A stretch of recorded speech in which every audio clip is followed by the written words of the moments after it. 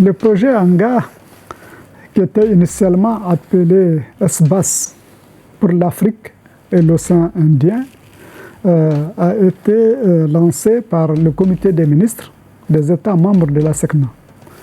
Il s'agissait de doter les États membres de la SECNA d'une capacité spatiale de gestion de la sécurité de la navigation aérienne.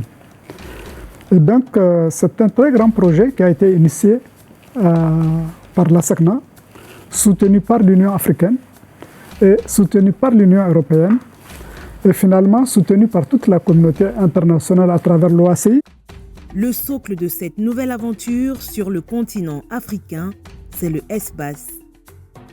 Le ESBAS, ou Satellite Based Augmentation System, est un système de renforcement qui permet de garantir l'intégrité et d'augmenter le niveau de précision du GPS grâce aux informations de correction en provenance des satellites géostationnaires.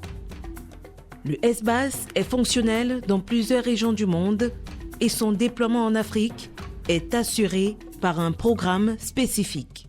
La vision des États membres de la SECNA en adoptant la navigation par satellite en 2005 visait non seulement la couverture de leurs espaces aériens, mais également des étendues beaucoup plus grandes. À la suite des études techniques et des démonstrations faites sur le terrain, montrant la faisabilité de cette technologie, il était très rapidement de bon ton de trouver un nom rassembleur pour permettre à l'ensemble des États africains d'adopter cette technologie. Ainsi, avec les experts du continent, avec la Commission de l'Union africaine, avec l'Union africaine, des recherches ont été effectuées et le nom ANGA a été choisi. ANGA en langue swahili, une des langues de l'Union africaine, comme nom de baptême de ce système ESBAS réalisé et étudié donc par la SECNA pour le compte de l'ensemble des continents africains. ANGA en swahili signifie ciel et dorénavant la navigation par satellite ESBAS qui sera réalisée et construite donc pour le bénéfice de l'ensemble du continent africain se nommera ANGA. Sous cette nouvelle appellation, le déploiement de la solution de navigation pour l'Afrique et par l'Afrique est résolument installé dans sa phase opérationnelle avec des objectifs temporels clairs. Le plan de fourniture des services ANGA comprend 3 jalons principaux. Le premier consiste à la fourniture d'un service de démonstration en Afrique de l'Ouest et centrale, qui est effectif depuis 2020. Le second consiste au déploiement des premiers services opérationnels ANGA au bénéfice des compagnies aériennes à compter de 2025 avec un potentiel de couverture progressive de l'ensemble du continent. Et le dernier consiste à la migration vers la technologie ESBAS de prochaine génération dénommée DFMC qui est en cours de développement et de standardisation.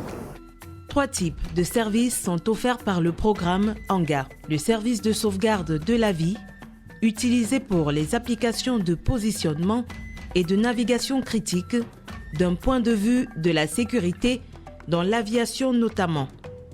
Le service ouvert, utilisé par les récepteurs du marché de masse pour des applications générales de positionnement et de navigation.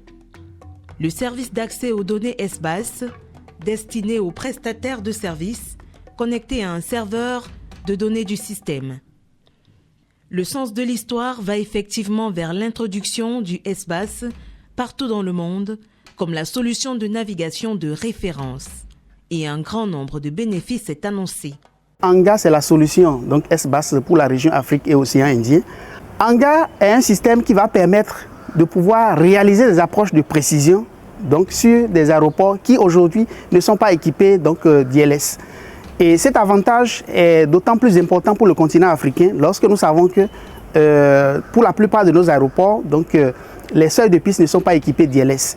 Et donc, ANGA va permettre de réduire les risques d'accidents de type CFIT en approche. ANGA permettra également d'améliorer l'efficacité des vols à travers la réduction des retards et des déroutements de vols et permettra également d'optimiser les trajectoires aussi bien dans la phase en route que dans la phase approche.